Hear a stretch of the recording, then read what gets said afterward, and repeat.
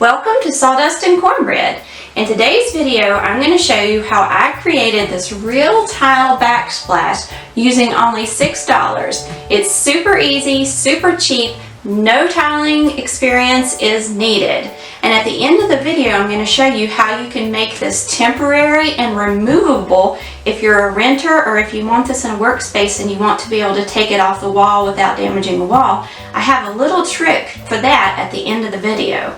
The first thing that you need for the project are mosaic tiles, and you can pick them up at your local big box hardware store. They're always on clearance. There's odds and ends left, just enough for a project like this. I went with this huge stone look for kind of a more rustic or coastal feel, but you could get a shinier, more polished tile to make your project more modern and more formal. You're also going to need some joint compound. I had some left over, it didn't cost me anything. And this project only takes a couple tablespoons, so you don't need that much at all. Alright, let's find out how to make this tile backsplash. The first thing that's very important about this project is preparing the walls. If your walls are shiny, you want to take some fine grade sandpaper and just kind of scuff the surface to take that shine off. That way you'll have a good firm grip and you won't have to worry about your tiles popping off in the future.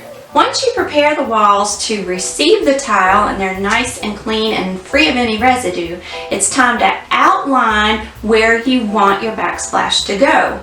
I used a pencil and a level to mark off exactly where I wanted the backsplash outline to be. On this side it's a perfect rectangle. Over here I chose to step it down. You can use whatever design you want, but I do recommend that you use a level to mark it out so that when you lay your tiles they'll be completely level and flat and straight and more professional. Always begin tiling in the center. That way you end up balanced on the side. Once you have your wall prepared and your outline for your backsplash ready, it's time to start having some fun. If you bought a sheet of tiles like I did, start peeling them off of that fabric mesh backing and laying them all out like a puzzle so that you can see them in front of you. If you want to keep the pattern that it came in, that's fine.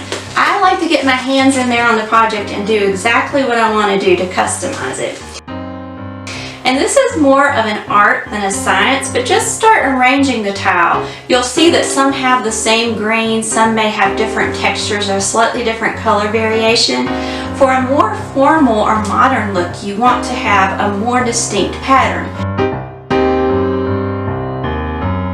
If you're going more rustic, farmhouse, or coastal, just kind of use a variety of patterns. I tried not to ever get two of the exact same tile beside each other. I wanted it to be more random and more natural.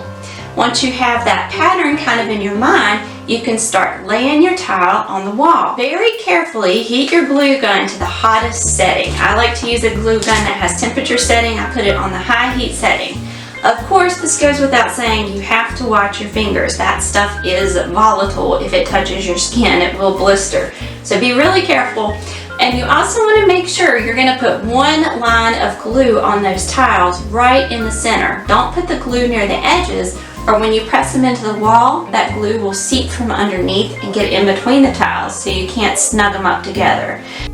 Just take that tile and press it in the center and hold it. If you need to cut the tiles, it's super easy. You just flip them over on the back. Put that down on a piece of cardboard, put a chisel on the part that you want to cut through, and just gently tap it with a hammer and it cracks down the center. If you're using a shiny tile like this or a glazed tile, that may not be as easy. Take that into consideration when you're choosing your tiles. But if you need to go around an obstacle like this outlet that I did, you'll want to be able to cut those tiles pretty easily to make them fit up snug around the obstacle. After you get your beautiful mosaic laid out the way you want to, it's time to add your grout. I took about a handful of drywall compound and glopped it on a surface, added a few drops of water and mixed that out just to thin it a smidge. Then I took a rag, dipped it in that joint compound and ran it over the surface of the tile.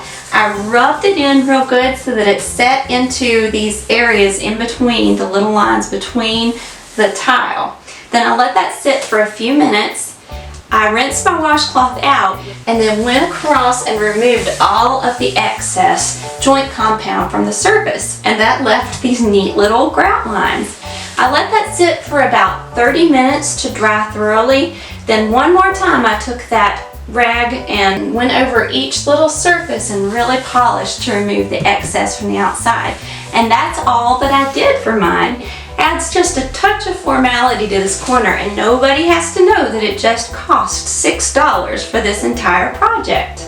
Let's say that you want the look of a backsplash in a workplace or you have a rental. There's a neat trick you can do to make it temporary and removable so you don't damage the wall. You can apply these tiles directly to a thin piece of plywood or even a thick piece of cardboard, and then put command strips on the back of your project to apply it to the wall.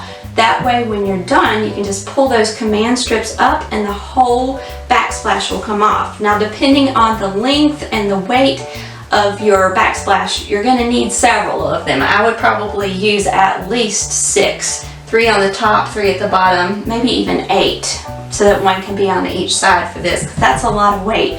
But that way I could apply it to the wall in one solid piece using those command strips.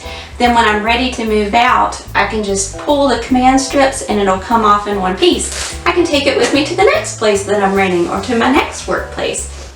And that's all there is to it for this project. It's super simple. Like I said, you don't need any prior tiling experience. You don't have to fool with all the grout and being so careful. The entire project probably took me about an hour, and that's for this back part and the step down part on the side. It's been a great help for us, and I think it will be a great help for you and your family.